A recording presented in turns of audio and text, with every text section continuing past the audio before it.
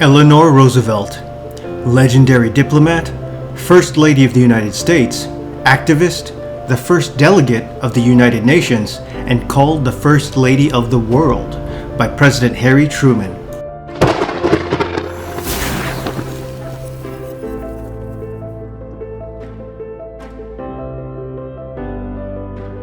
Number 1.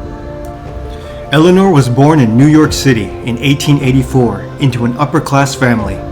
As a child, Eleanor had a difficult relationship with her mother, who teased Eleanor for her shyness, serious demeanor, and plain looks. Eleanor adored her father, but he was frequently away from home because of travel, and later he struggled with alcoholism, drug addiction, and extended stays in sanatoriums. Number 2. When Eleanor was 8, her mother died of diphtheria. Shortly after, her little brother died of scarlet fever. When she was 10, her father died. Eleanor lived in her maternal grandmother's house until she was 15, and was then sent to Allenwood, a boarding school near London.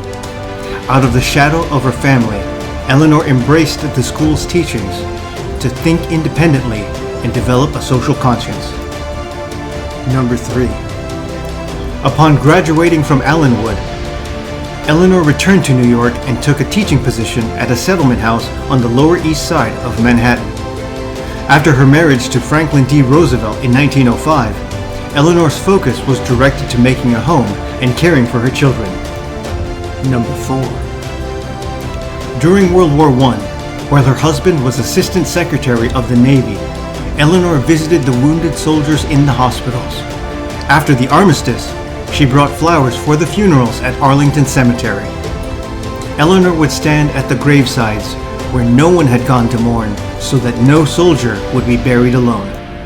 Number 5. In 1921, Franklin was paralyzed and lost the use of his legs from polio.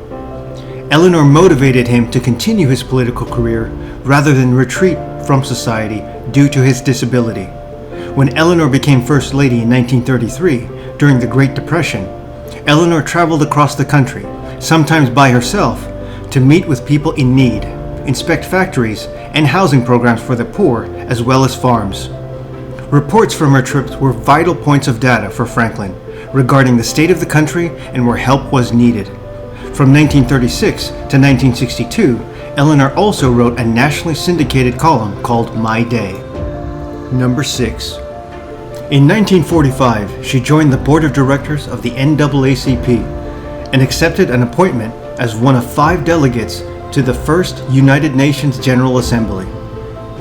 Eleanor was designated the chair of the UN Human Rights Commission and was a fundamental influence in drafting the Universal Declaration of Human Rights, which she held as one of her most significant achievements.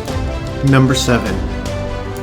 In 1948, Eleanor, along with Alan S. Watt, presented a statement entitled The Work of the United Nations International Children's Emergency Fund, which laid the foundation of the organization that later became known as UNICEF. In 1954, Eleanor received the United Nations Nansen Refugee Award. In 1968, Eleanor was posthumously awarded the United Nations Human Rights Prize. In 1973, the National Women's Hall of Fame inducted Eleanor posthumously. In 2023, Eleanor will be honored by the United States Mint as part of the American Women Quarters Collection. Like and subscribe. New videos every week.